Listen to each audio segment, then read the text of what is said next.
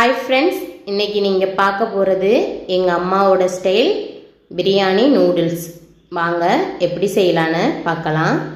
ஒரு கடாயில் எண்ணெய் ஊற்றிட்டு பட்டை, கிராம்பு, ஏலக்காய் இதெல்லாம் போட்டுட்டு நல்லா வதக்கிக்கலாம்.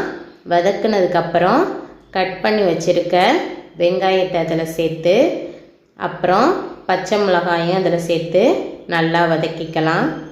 நல்லா வதங்கினதுக்கப்புறம் இஞ்சி பூண்டு பேஸ்ட்டு அதில் சேர்த்துட்டு அதோட பச்சை வாசனை போகிற அளவுக்கு நல்லா வதக்கிக்கலாம்.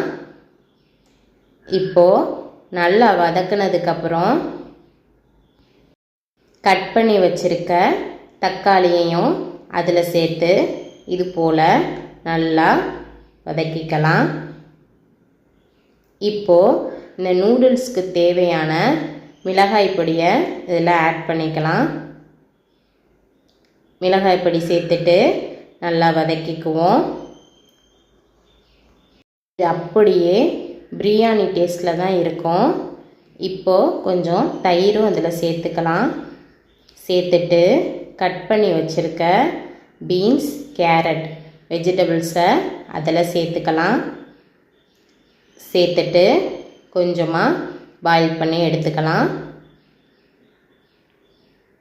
அப்புறம் நம்ம ஏற்கனவே வேக வச்சு எடுத்துருக்க நூடுல்ஸை அதில் இப்போ சேர்த்துட்டு நல்லா கிளறிக்கலாம். இது ரொம்பவே சுவையாக அப்படியே பிரியாணி சாப்பிட்ற மாதிரி அவ்வளோ டேஸ்ட்டாக இருக்கும். எங்கள் வீட்டில் எல்லாருக்குமே எங்கள் அம்மாவோட சமையல் ரொம்பவே பிடிக்கும். என் பையன் ரொம்பவே எங்கள் அம்மா செய்கிற சமையலை விரும்பி சாப்பிடுவான். அவ்வளோதான் ஃப்ரெண்ட்ஸ், ரொம்பவே சுவையான நூடுல்ஸ் இப்போ ரெடி ஆயிருச்சு. சுவையான நூடுல்ஸ் லைக் பண்ணுங்கள், ஷேர் பண்ணுங்கள், சப்ஸ்கிரைப் பண்ணுங்கள்.